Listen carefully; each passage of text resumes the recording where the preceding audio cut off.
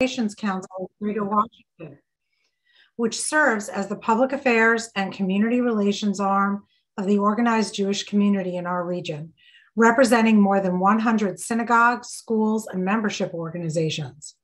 Our agenda encompasses legislative advocacy at the state and local levels, interfaith and intergroup relations, Holocaust education and awareness, Israel education and advocacy, and K-12 school outreach and services. The JCRC has one of the most comprehensive, robust education, outreach, and programming departments nationwide, working with 10 separate public school districts and hundreds of sectarian and private independent schools throughout our region. The department's mission is to combat school-based anti-Semitism, advocate on behalf of Jewish students, families, and employees, and promote safe, hate-free, respectful learning environments for all students.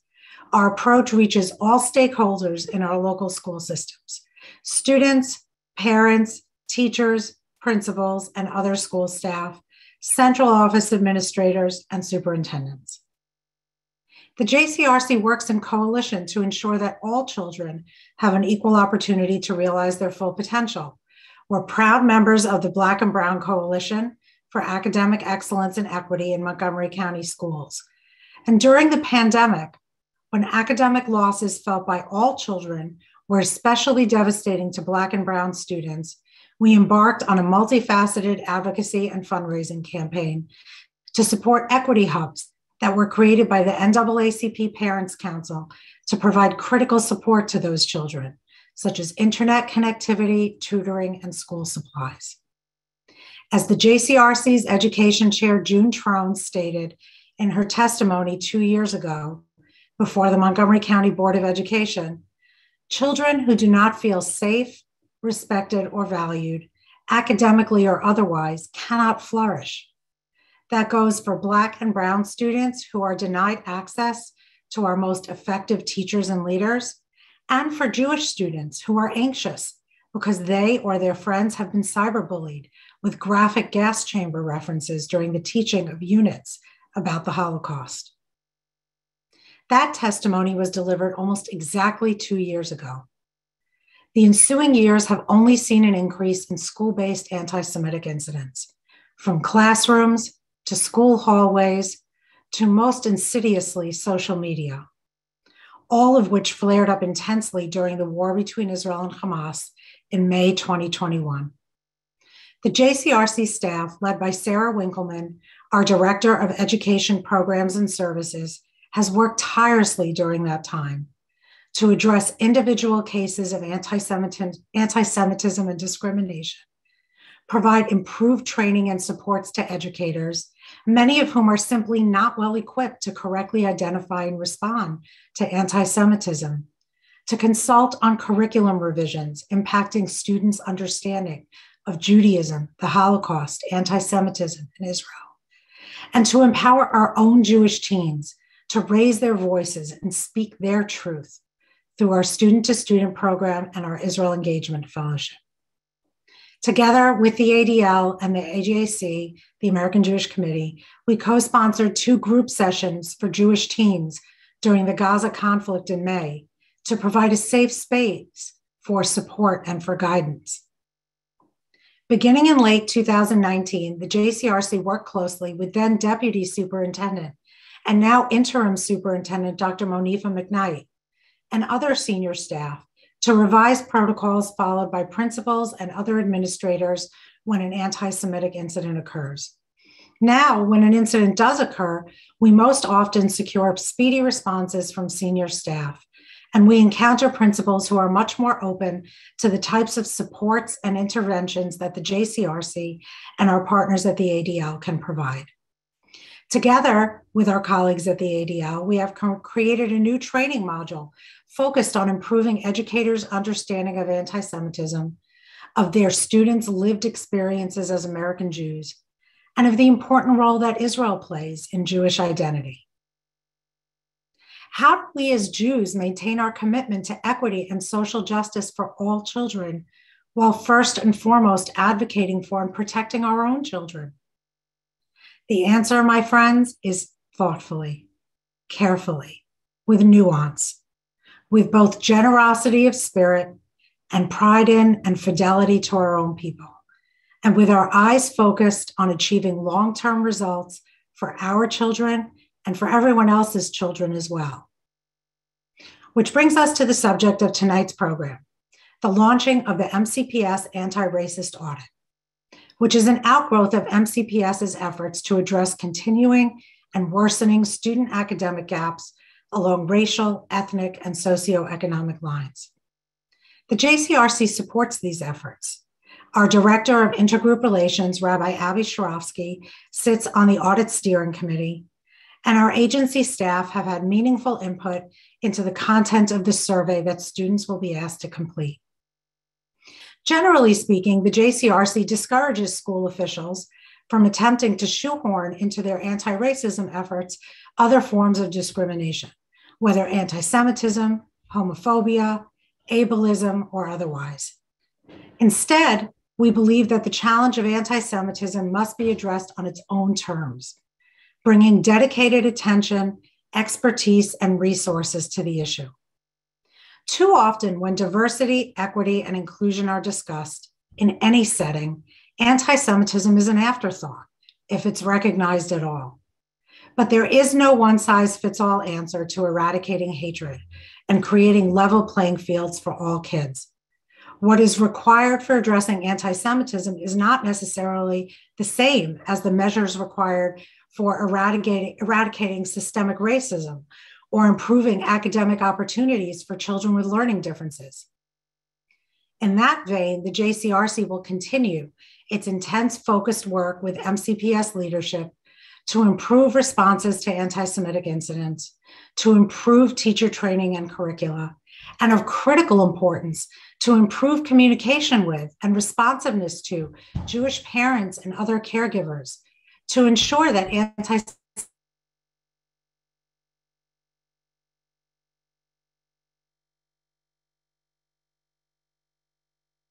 I think Gila froze. Rabbi Abby, do you want to say anything else before?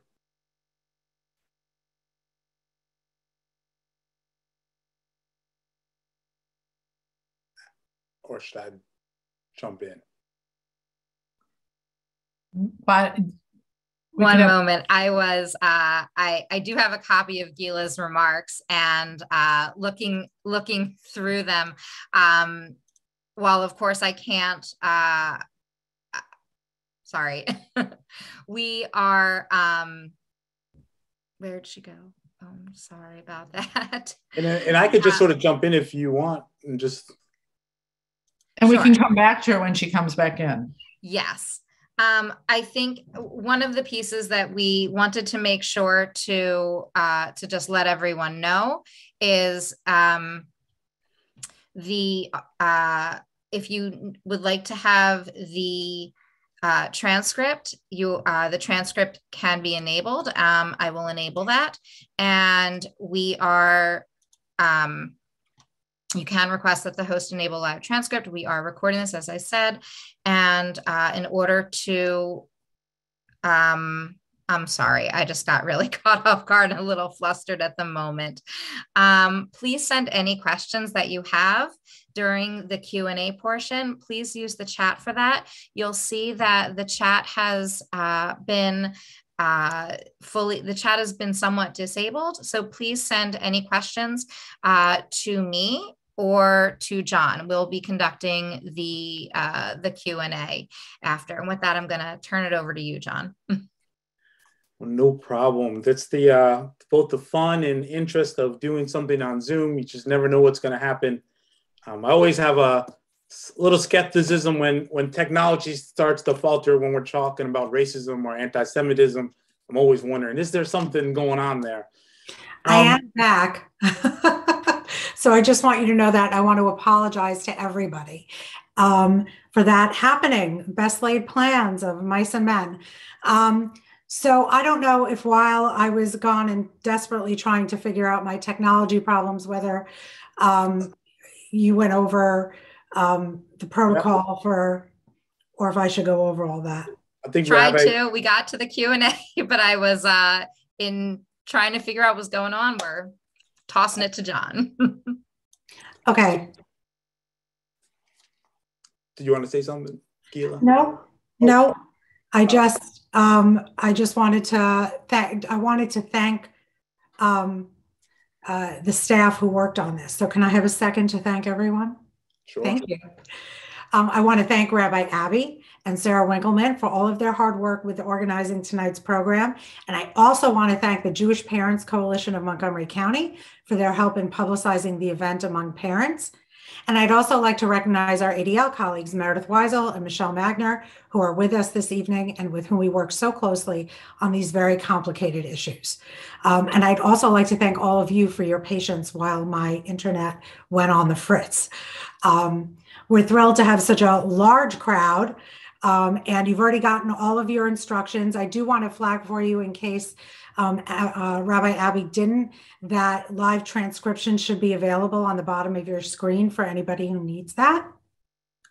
And now I'm going to turn the program over to JCRC's Rabbi Abby and to our colleague, John Landesman, who is the Executive Director of MCPS's Office of Strategic Initiatives. Phew, it's all yours.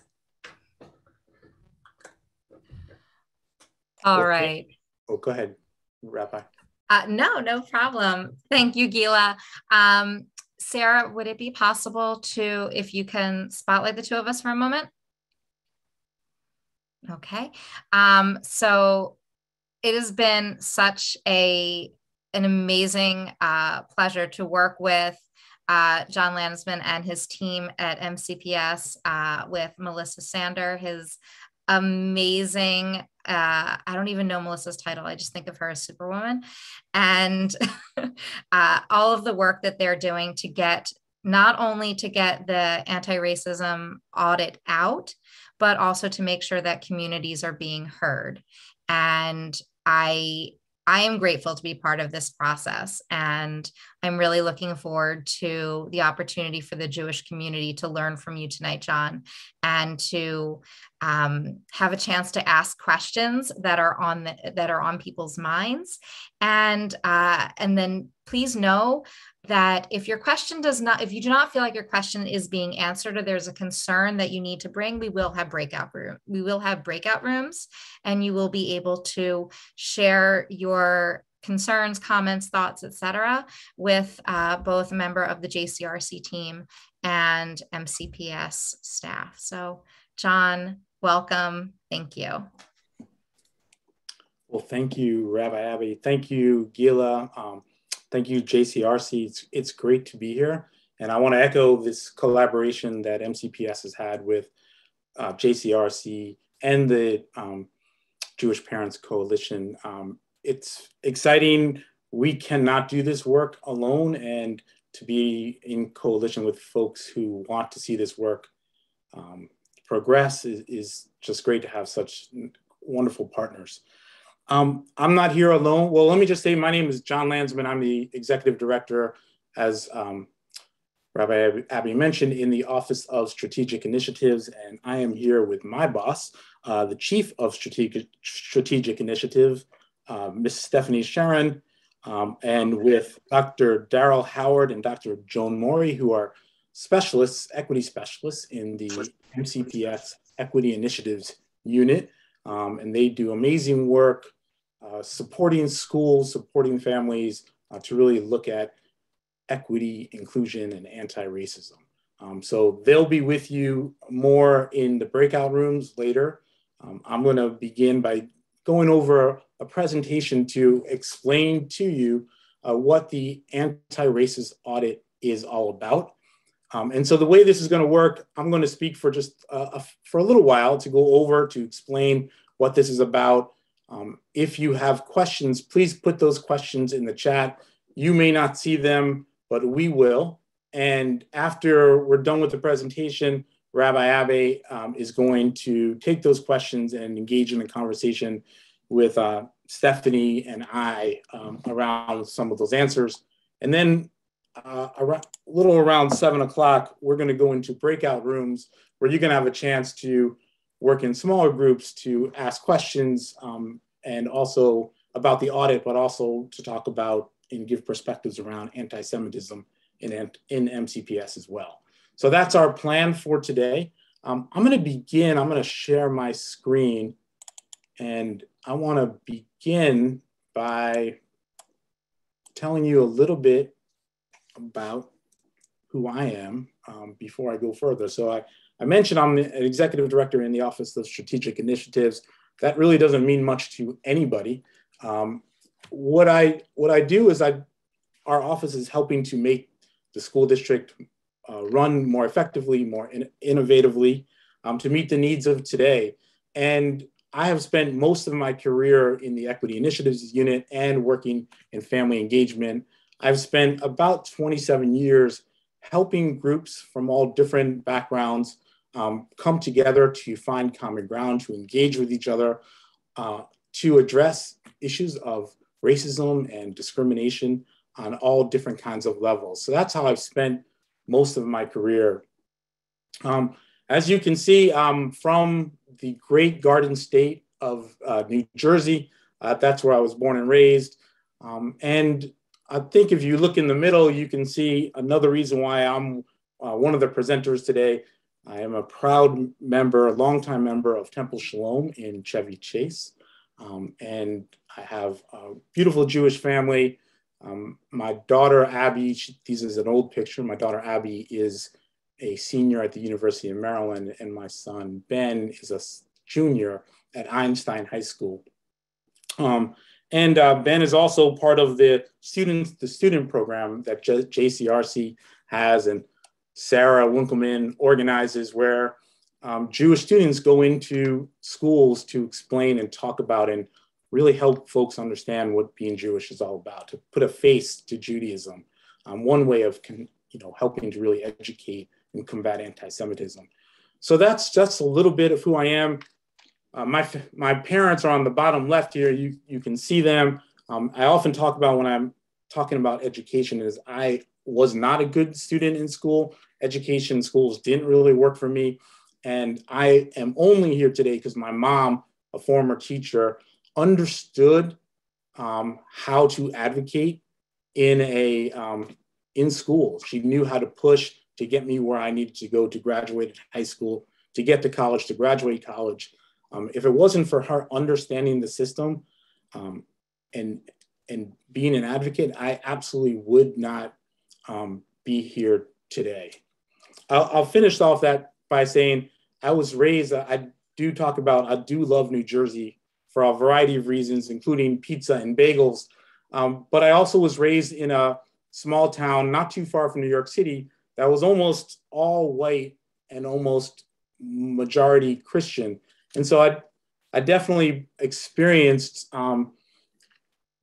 being called out differently because I was Jewish, while at the same time understanding and having certain privileges as being white. And so those two pieces I've always kind of sort of connected throughout my life and through my career. So enough about me. Let me start talking to you a little bit about the Anti-Racist Audit.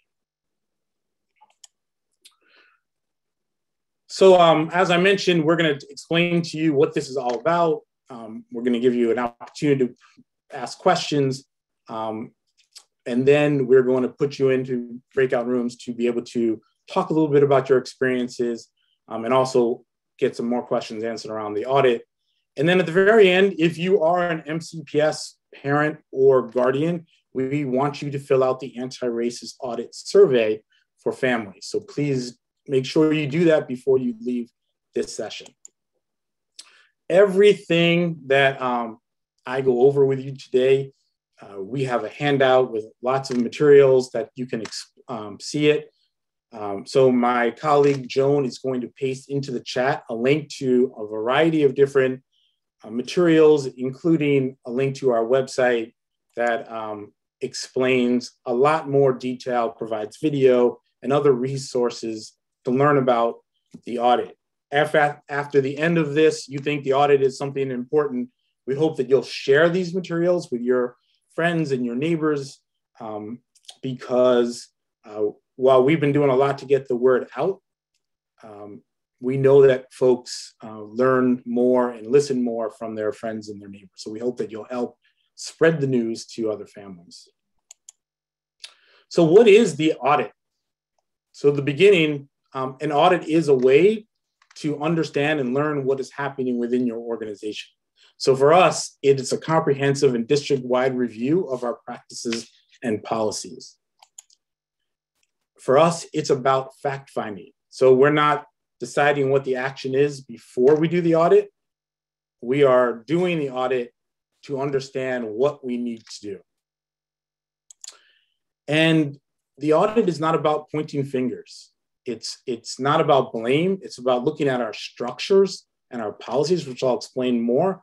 And we absolutely do not condone the blaming or shaming of anyone or of any group at all around anything, but specifically around these issues. The audit is going to look at MCPS, as I said, comprehensively. And if you look at these areas, we are looking at workforce diversity, we're looking at work conditions, we're looking at our curriculum. We have a model of looking at what we call the Equity Achievement Framework, which we'll be analyzing. We are trying to understand how race and racism impact community engagement, community relations, our connections to our families.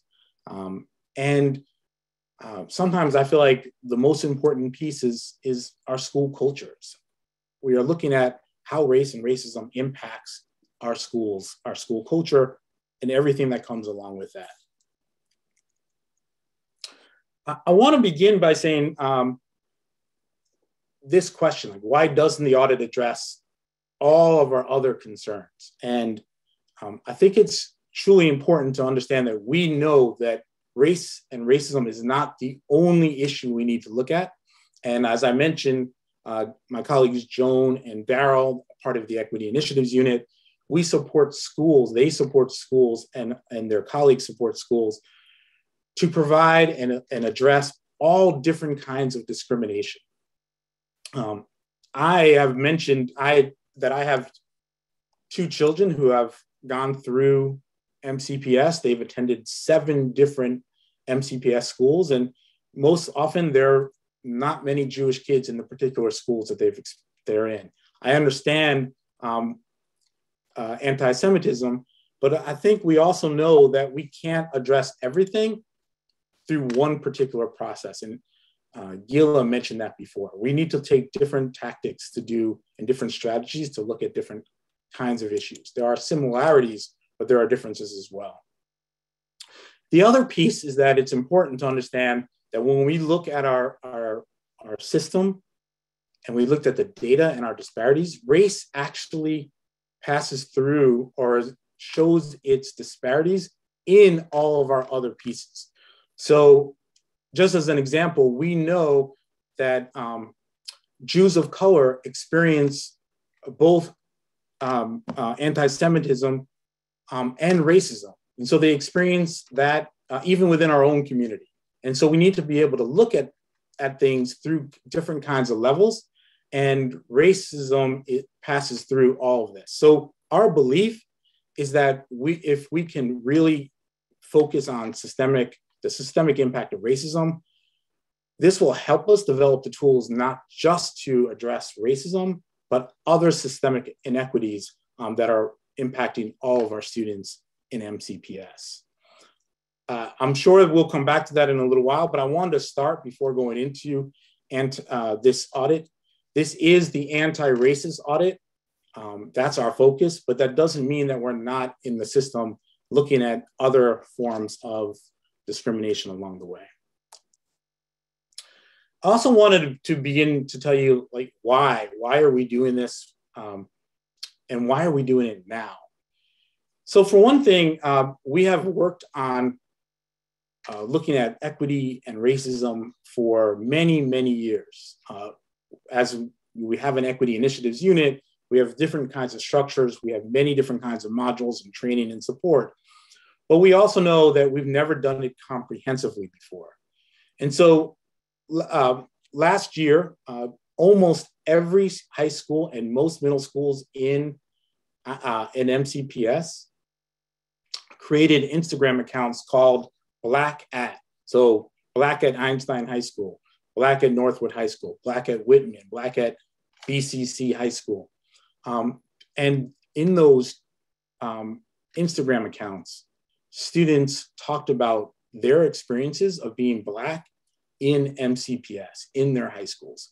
They were current students and also alumni as well. So if you're on Instagram and you just search at Black at and you put in any high school, you'll be able to see the experiences that our students share. Additionally, students, many different students of color have been asking us and to really address these issues. Last year, a group of Latino students created a forum where they shared their experiences in MCPS. A group of Asian students did the same. And many white students, the picture in the middle of the young woman in a white sweater is of a white student going to the Board of Education testifying that she believes that racism is something that we need to address and that she does not believe that we're doing a good enough job to address that. So those are some of the reasons why we are trying to address this now. A few weeks ago, Dr. McKnight, our interim superintendent, she sent a message to the community and she wrote, "We cannot avoid talking about race in MCPS because our data, recent experiences, and the disparities of how COVID-19 affected the community won't allow us." The reason why she wrote that is a lot of folks are asking, well, why are we doing this now in the midst of COVID? Why are we doing it now when we have some security issues?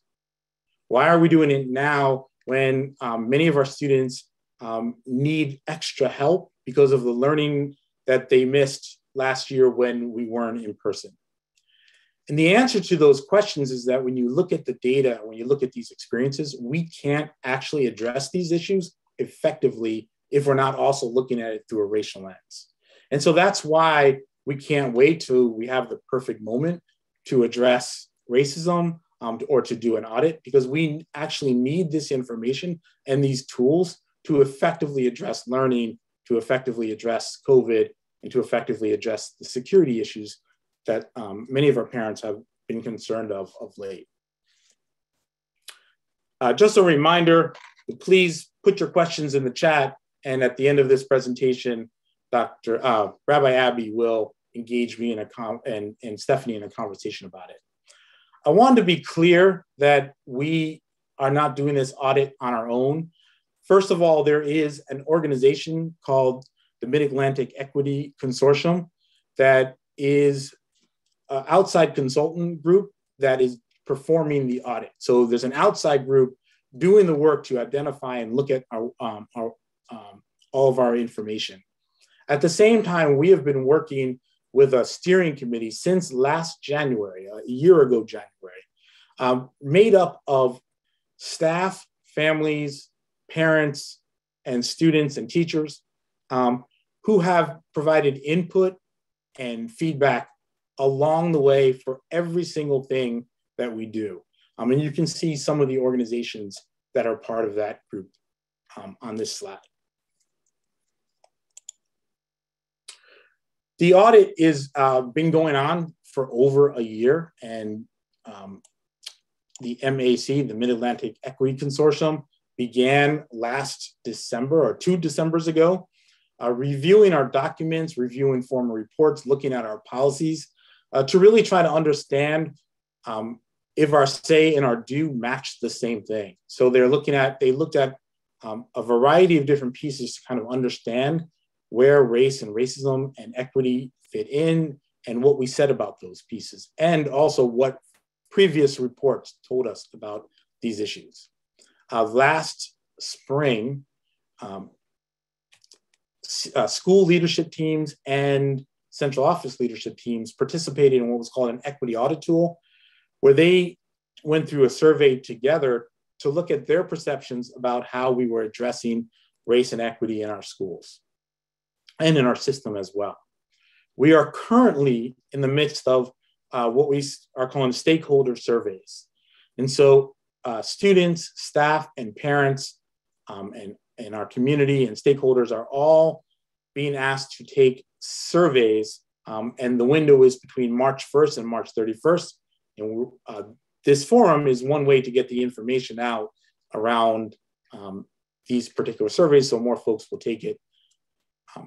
There are also going to be a series of focus groups and additional community conversations to get more qualitative responses as well. And all of that will be put together and triangulated by MAEC in a report that will come out in June. So once the report is out, a lot of folks are asking, what are we doing with this information? And in the past, sometimes MCPS hasn't done a lot with the reports that we have. So the report is going to be shown in two different ways. So there will be systemic themes and data that the Anti-Racist Audit report will share, as well as school-based. So there'll be a report for each individual school as well. Once the report is out, what we are working on is developing processes so that schools and the school district as a whole will engage its community to be able to unpack that information together, to understand that information together, then develop some action plans to address those issues. And then finally, we have created a website, which at the moment, this part of the website is blank.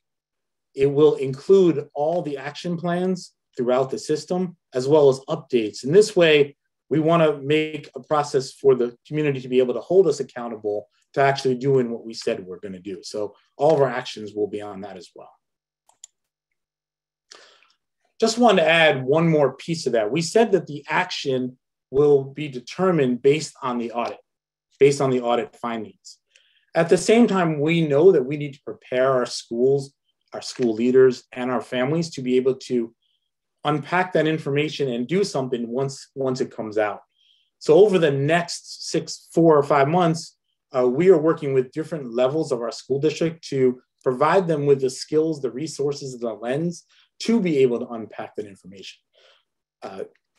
Over the last couple of days, some of our colleagues from the Equity Initiatives Unit and I, and Stephanie, worked with our senior leadership team. Those are the superintendent and union reps, union leaders, and directors and associate superintendents to begin providing them the resources they need to create a culture and structures to lead this work.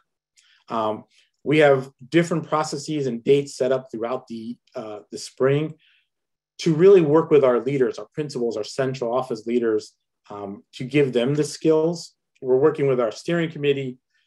In MCPS, every school has a staff development teacher. They're the folks that lead professional learning in our schools. So we're working with them as well to provide them those tools to be able to help their school community to engage in understanding the audit and start developing action plans. And finally, there's all sorts of trainings that staff take much in the summer. What we're gonna do is make sure that there's a piece of equity and anti-racism connected to all of those different trainings, regardless of what that training is about. Finally, I wanna add that every school and office has an action plan, a school improvement plan that will address whatever, if is needed, whatever comes out of the anti-racist audit for their school. Just want to spend a couple more minutes going over what the surveys are about. And I know I'm doing a lot of talking, and I will stop soon so you can ask the questions. But as I mentioned, there are 3 levels of stakeholder surveys. So there is a student survey, there's a staff survey, and there's a family survey. Every student in grade 4 through grade 12 will be given time to take the survey in school. Each school is deciding when and how to do those surveys, but it will happen between March 1st and March 31st. We have been putting communication out over the last month. So students, parents who didn't want their children to participate had the opportunity to opt out. Also, any parent that up until the very last moment, they decide they don't want their child to participate, they can just let their principal know, and no one will be forced to take the survey if they don't want to take the survey. And finally, no one will actually know who's taking the survey and who's not. Students will take the surveys on their Chromebooks, their computers in class, and the students who have opted out will go through an activity. Only the teacher will know which link they're giving to whom, so no one will know who's taking the survey and who's doing the alternative activity. I want to briefly show you just a real quick video. Every student will see a video right before they take the survey. And we did this so that we're not leaving it up to each individual teacher to have to explain what this is all about. So I'm just going to briefly share this video so you can get a sense of what the students will see as well. Oops. Try that again. Hi, I'm Hannah O'Looney, your current student member of the Board of Education. Over the last few years, some students, staff, and community members have shared experiences of being treated differently because of their racial, ethnic, or cultural backgrounds. This can happen in the classroom, on the field, or in the office. To address this need, an anti-racist audit was developed to identify those disparities. This means we are researching the problem so that we can understand how to make things better. I think that an anti-racist audit is definitely necessary for MCPS because a lot of students either aren't aware of the issues occurring or they don't know how to address them. So I think that the audit will definitely be a great start to that. If MCPS is going to pride itself to be a diverse county, we have to ensure that every single person's voice, historically marginalized, is represented. I know these conversations can be difficult and tough, but these are conversations that we have to have, and we have to ensure racism has no place in MCPS. MCPS is gathering input from staff, community members, families, and us, students.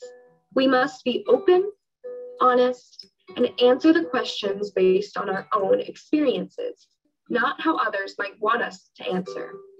All responses will be strictly confidential. Your teacher will provide you a link to access the survey. The survey is offered in English, Spanish, French, Vietnamese, Amharic, Korean, and Chinese. If you want to change the language that the survey is in, click the drop-down menu in the upper right-hand corner of the survey and select a language. As you're taking the survey, you can switch between languages as needed. First, you select if you're in elementary, middle, or high school. Then click Go Forward. On the following pages, you'll read the statement on the left, then click the circle under the column that best matches your opinion of that statement. You can change your answer at any time by clicking a different circle. Click Go Forward to continue, or go back if you want to revisit a previous section. There's a text box at the bottom of each section where you can enter additional thoughts or comments.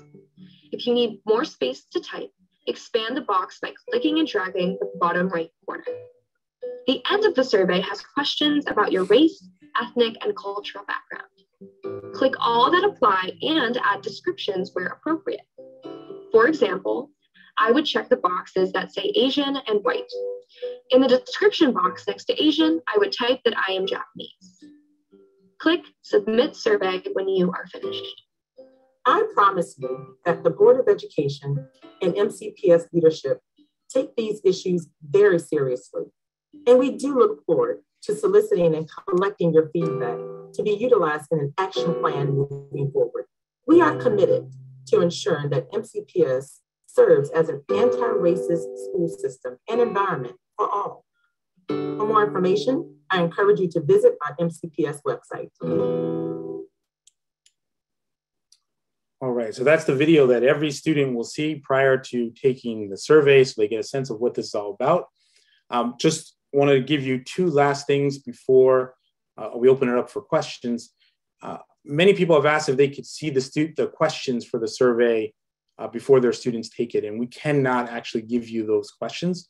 However, there is a document, and my colleague Joan will put it in, has already put it into the chat, that it gives a really great explanation of what the survey is. It also provides sample questions. And just as a reminder, many parents provided input and feedback along the way as these questions and the surveys were created. And then finally, I want to just complete my remarks with 2 points. Racial disparities have been part of MCPS from the creation of MCPS when it was founded in 1860 as a whites-only school district. Our first school for Black students wasn't until 1872, and actually that was created by and paid for by Black parents. I think we didn't actually have an MCPS-funded Black school until the early part of the 20th century. We didn't begin to adopt an integration plan until 1955, and integration wasn't complete until 1961. And the building that the 4 of us who are part of MCPS work in, where our offices is, was the high school that every Black student had to attend, every Black high school student had to attend, regardless of where they lived in Montgomery County. That's where they needed to go until this time period.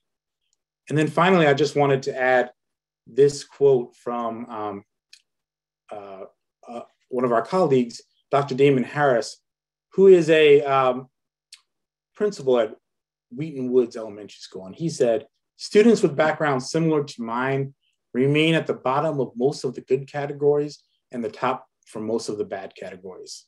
We either need to believe that there is something inherently wrong with our students and their families to put them in this situation generation after generation, or there is something wrong with our system that recreates this demographic hierarchy. The folks on my staff, we believe the latter. That's why the work can't stop." And I think this is a great quote to explain why we are looking at our systems, because we are trying to interrupt this sort of generational harm that has happened year after year. So with that, I'm gonna close the screen, stop sharing the screen, and invite Rabbi Abby to read some of the questions or ask me your own questions. If you have more, please feel free to put those questions into the chat. And Stephanie is going to join us in answering the questions as well. I'm going to bring Stephanie in there now. I just moved her over. So hi, great to be in conversation with you. And so some questions are starting to come in. And as I said before, if you have a question, please feel free to send it directly to me. You can also send it directly to John, and he will, as it comes up, but I'm trying to sort of figure out everything that's coming in and make sure that we can have a productive conversation here. So one of the first questions that we're hearing is, what are the plans for the Jewish community? You spoke about that this is focused on specifically on anti-racism and why other forms of bigotry and bias are not part of this, but where is the Jewish community within this? So I can answer that question in a few different ways. And I actually thought you were going to start with the egg cream question that someone asked me. I'm just joking. Someone did ask about egg creams, though. What? Oh. No. I want to answer that question. I think we need to, I want to respond in a couple of different ways. So there is always professional development going on with our teachers to understand equity and inclusion. And there has been training and support around understanding anti-Semitism and how to address it. JCRC has done some of that work with MCPS in the past. It's not enough of the work, and we need to continue that work. And so part of what we have talked about with you and with some other groups was to get a better sense of where we see anti-Semitism showing up in MCPS, and then using that as a way to make sure that we're developing the tools, the skills, the mindset, the understanding that our teachers need and our leaders need to address anti-Semitism. At the same time, I want to make sure this is not a either or kind of thing. And in a program, it is important for us as the Jewish community as well to support anti-racism. Anti-racism actually impacts many Jews, racism impacts Jews. And so my answer to that again is like, we are doing that work. We've always done that work, but we will continue doing that work. At the end of this particular session, we're going to put people into small groups where you get an opportunity to share some of your stories. And then JCRC and MCPS are going to continue working on developing some more programs and plans to address anti-Semitism. But I also don't want us to get into like, well, they have this and we need that. There are different issues and there are real needs that we need to address that impact lots of different groups of people.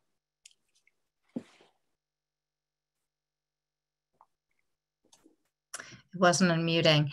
I think that, and I look forward to being part of those ongoing conversations with you and the rest of the MCPS equity team. A few questions are coming in about logistics around the survey and some specifics, questions about how students with various accommodations are able to take the survey. That is one, and I think that's a very important one to discuss. So Stephanie, Dr. Sharon, which? Yeah, I could take that. And John, please feel free to jump in. So when we were crafting the survey, again, we wanted to make sure that we were being inclusive. So we actually worked quite closely with Dr. Gwen Mason, who is the head of all of our special ed, as well as her team, to really think about how we can make sure that the survey is being accessible to our students with disabilities. So the message that we sent to all schools was that students with disabilities get all of their accommodations as they are participating in the actual survey, so that they can still make sure that they're maximizing that opportunity. So that was a critical component of the planning for this. John, was there anything to add to that? The only thing I would add is that we did work, I forgot to mention this earlier, that 2 weeks ago, the Equity Initiatives Unit held several different information sessions and trainings for staff at every one of our schools that included how to implement this survey effectively and equitably. And part of that was also how to make sure we're supporting special ed students, special needs students with all different kinds of disabilities. So another question came in about languages that are, because a person just took the parent survey. So thank you for being so on top of this. Person who first responded, it's already landed in my email box. The community member asks, I took the parent survey and I noticed that Hebrew was not offered as an option for language that you spoke at home, but Yiddish was. Now there is a substantial Israeli American population, especially within the South County area. And so not seeing Hebrew as an option for language spoke at home is, why not? And what went into selecting which languages would be on there?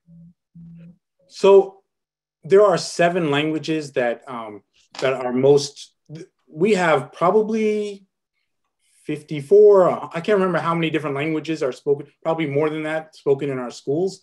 So translating every single thing that we do in every language that is in our schools would be really challenging.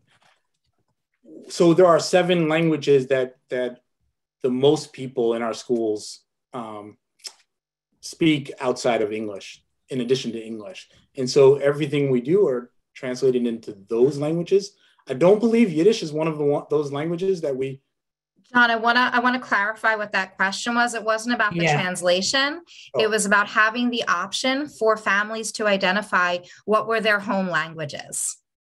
Yeah, and I think, John, and I knew exactly what Rabbi Abby was saying. Like, one of the first questions, I think, gives you a very long list of different languages, and that is not listed there. And I do feel that we need to go back to MAEC based on what I'm hearing and make that correction, because that is a significant part of our community that seems to have been missed in error as an option. So please give us the opportunity to remedy that. Hey, I want to jump in and thank you for that. If I had to guess, I would say there are many more Hebrew speakers in Montgomery County than Yiddish speakers. I'm from Brooklyn, New York, and it would be the opposite there. But here, I would say there's a significant Israeli American population. No, thank you for raising that question. That was definitely an oversight on our part. And as Stephanie said, we will have that corrected in the next few days. Thank you. And as I said this to you, John, earlier in a meeting. One of the things that has been our experience with JCRC is that not that MCPS or any of the schools or school districts that we deal with are perfect on everything that they do. But what we found to be so helpful in our work with MCPS is that when issues like this, for example, like this was a relatively easy fix. But when this comes up, it's the response of, let's look into changing that, or let's explore why that happened, and the willingness to move forward and make the change and to do better, to continue doing better. And I think that that's something that is so helpful, especially when we go into our breakout groups, when we think about for those families that may have experienced anti-Semitism or something that they felt was just not responsive to who they are as Jews in the school system.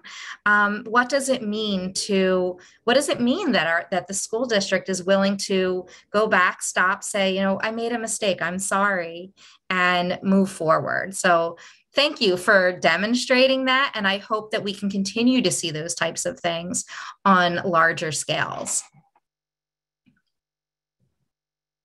So I also want to ask a couple of questions that are coming in about anonymity in the survey. How can we be sure that it's anonymous? Why are, getting a methodology, and some of the questions about transparency with this survey. You're asking a lot of very personal questions, and families want to know what they are. Families want to know what their kids are going to be asked, or what their children are going to be asked in school.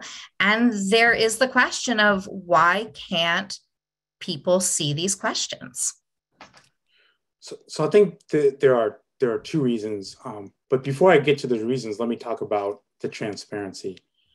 As we mentioned, there is a document that Joan put into the chat. It's on our website. It's been sent out with every communication that we've sent to all of our community members that does explain the methodology and provide some of the questions that are in the survey itself. Additionally, the steering committee looked at the questions, provided input to the questions, provided feedback to the questions. We had in addition to the steering committee, we had elementary school parents from a variety of different organizations look through those questions as well. We had elementary school teachers look through it. We had some students do a focus group with it. So we have done a lot. This wasn't something that was created in a room where just a couple of people looked at and created some questions. Lots of folks have already have seen iterations of the survey along the way, including, I believe, Rabbi Abby, you saw aspects of the survey as well and provided input and feedback to it. The reason why we can't share the questions is for two reasons. One, MCPS actually doesn't own the questions. It's MAEC that owns the surveys, and they will not provide the surveys before. But the reason why they want to do that is because methodologically, if people get a chance to read through the questions and share the questions with their kids and all, it could impact the outcome of the survey as well. And so, those are the reasons why we're not sharing. Now, the parent survey is already out. It's been sent out to every parent. I think this afternoon, we're also going to put it in the chat today, so you'll get a chance to see it yourself. So you'll also get a sense of the questions that are in the student survey, although they're written at a more age-appropriate level. Okay. I believe there was a question that was asked directly to you, John. If you can share that question and respond. So I've got a whole bunch of questions shared directly to me, so I wasn't sure if you were seeing those as well. So I can take some of the ones that were here. Someone asked, are we doing the same kind of forum with other groups? Last night we were with the NAACP Parents Council. Last week we were with the Montgomery County Council of PTAs. Next week we have a similar forum with the Latino Student Action Coordinating Group. We are also starting to create a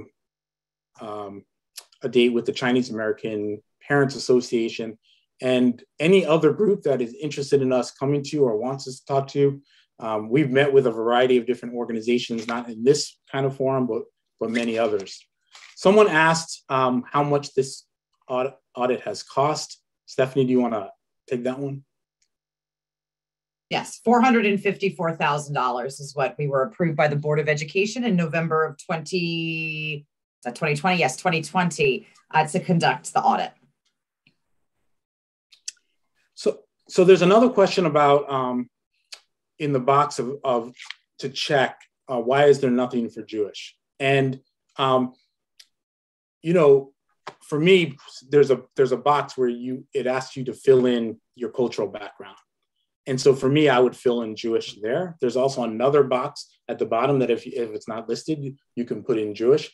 While I absolutely understand, like for me, being Jewish is my culture, it's my ethnicity, it's my religion. Once we start putting in Jewish in that sense, then we'd also have to list every other religion under the box that says ethnicity. So that's why we've provided a list of different ethnicities as examples, but there is lots of opportunity in 2 different places for Jewish students to put their Jewishness in there as well. And to follow up with that question, when there's examples given for countries from the Middle East, Egyptian, Lebanese, Syrian, but there isn't a place to check off Israeli. Going back to the question about Hebrew and our large Israeli American community, can Israeli be added? Yes, and and also just as a reminder, there's a place where anyone can fill in, like if it's not listed. So yes, we can add it, but also like you can also just add it. Like there's lots of places for someone to fill that in. If it's not listed, you can put that in. And I think that that's an important point about filling it in. There's also something coming from a minority religion and minority groups, as you know, John, as you know, so many of the people and the MCPS staff are aware, having to take that extra step to feel recognized is hard. And in some cases can feel, having to write it in can feel invalidating. And I look at what are the small steps that can, be large leaps. Absolutely. And for me, something like that seems like a small step. Absolutely. And as we said before, yep, we can definitely make those changes. And as people see things along the way, that's also partially why we had the steering committee there's so many things that we are going to miss along the way. That's part of why it's important for us to do this work. And it actually speaks to the work itself. As teachers, as educators, as leaders in a school district, we know there are things that we're missing. And we want to make sure that, we are opening up for people to inform us of that. And then it's our job to make some of those changes as we go along. Thank you. I'm looking at our time and I know that we want to get to breakout groups. There is a question that came up though, that I want to make sure that we respond to. Jewish people are, certainly not we're not a monolith. And there are many Jews of color. There are Jews who identify both as Jewish. They also identify as part of the Black community, part of the Asian community. Intersectionality is real and is a huge part of our Jewish community. And we reach that place in several ways. Sometimes it's through birth, sometimes it's through adoption, sometimes it's through choice. And how can we help students who carry many different, that carry all of these things with them, how can they be supported in going through this survey process, and how can their families be supported?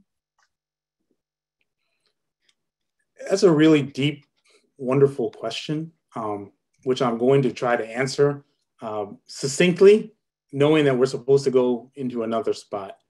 So one is, it was intentional for us to have the student member of the board be the person who did that video, because she herself is part of multiple backgrounds and experiences. So when we got to the point when we asked, when she gave an example of how she would identify, she checked white, she checked Asian, and she wrote in Japanese.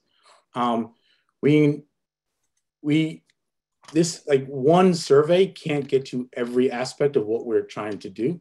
The work that Dr. Howard and Dr. Mori do every single day is to help schools and teachers and educators and students understand all of that intersectionality.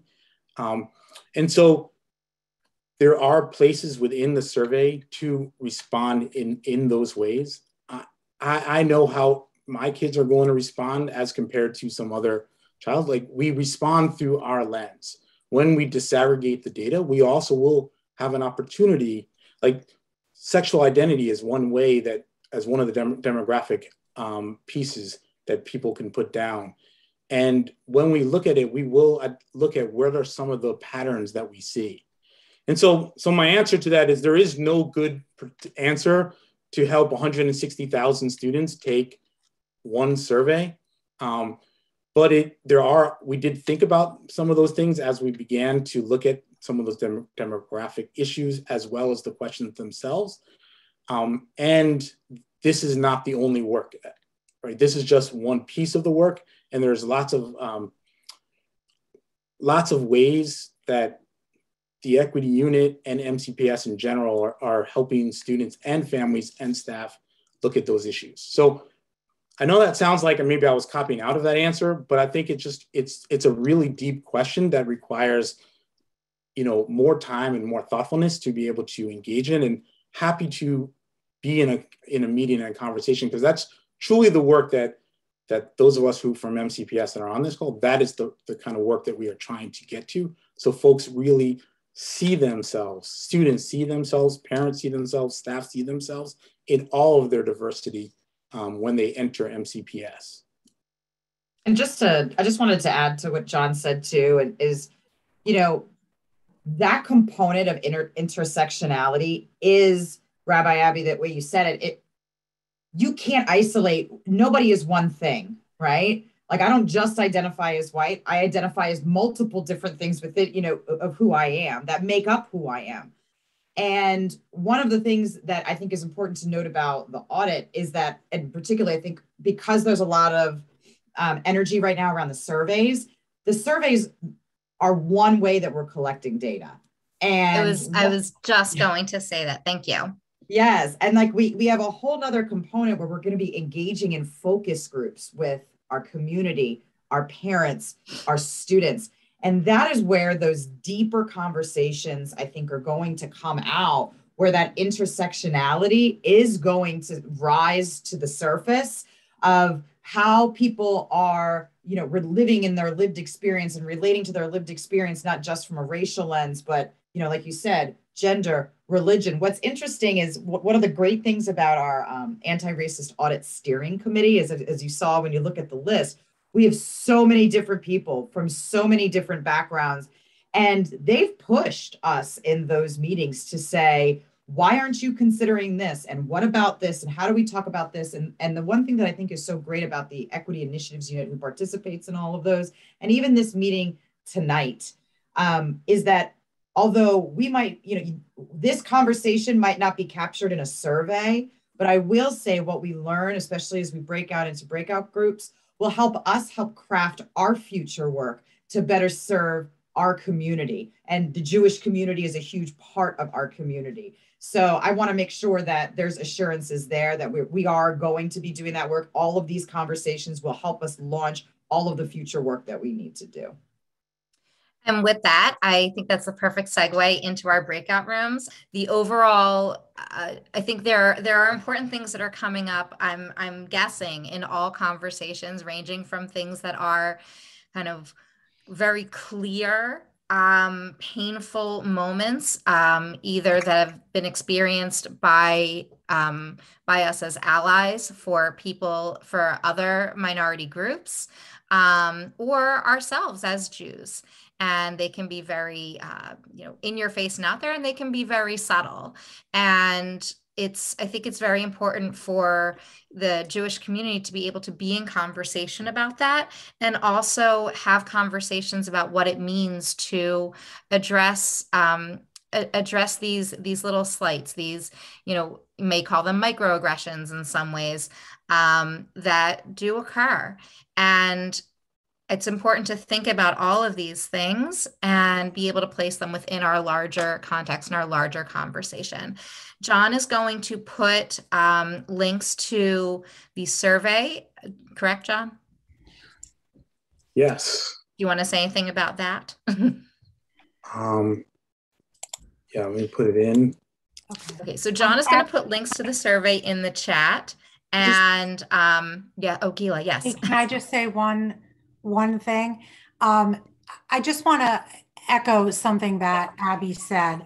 I know intellectually that these issues are so difficult. It's always very poignant to hear it coming from the parents, which is what JCRC does. We are your voice.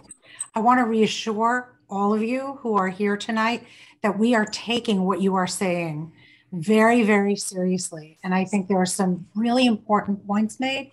And we are in constant partnership and contact with John and with his staff, and with Dr. McKnight's other leading staff.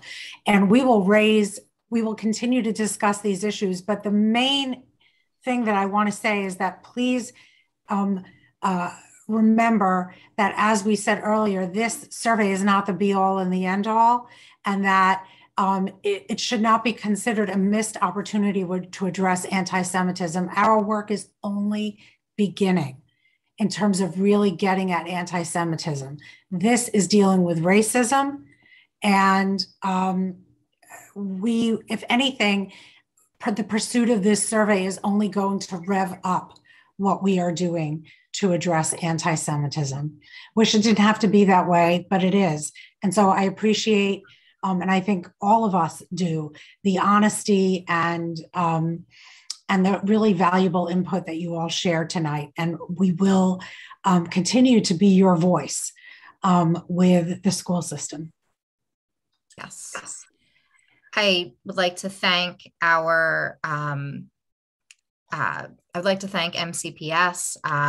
John, to you and to your team for taking this time to be here, and also for being willing to hear, the truth, our truth that is coming forward, and to be able to hear not only the words that are coming, but the sentiment that's coming with them and the feelings that are coming with them. And I think that it's I hope that this is, like Gila said, not the end of something, but the beginning, and that this survey and this audit can kick off a really powerful and meaningful exploration into how MCPS addresses anti-Semitism. And we look forward to being your partners in that. And John, you put the survey in the chat. We did. We put the surveys there. Please fill it out. And it also gives you a chance to actually see what those kind of questions are.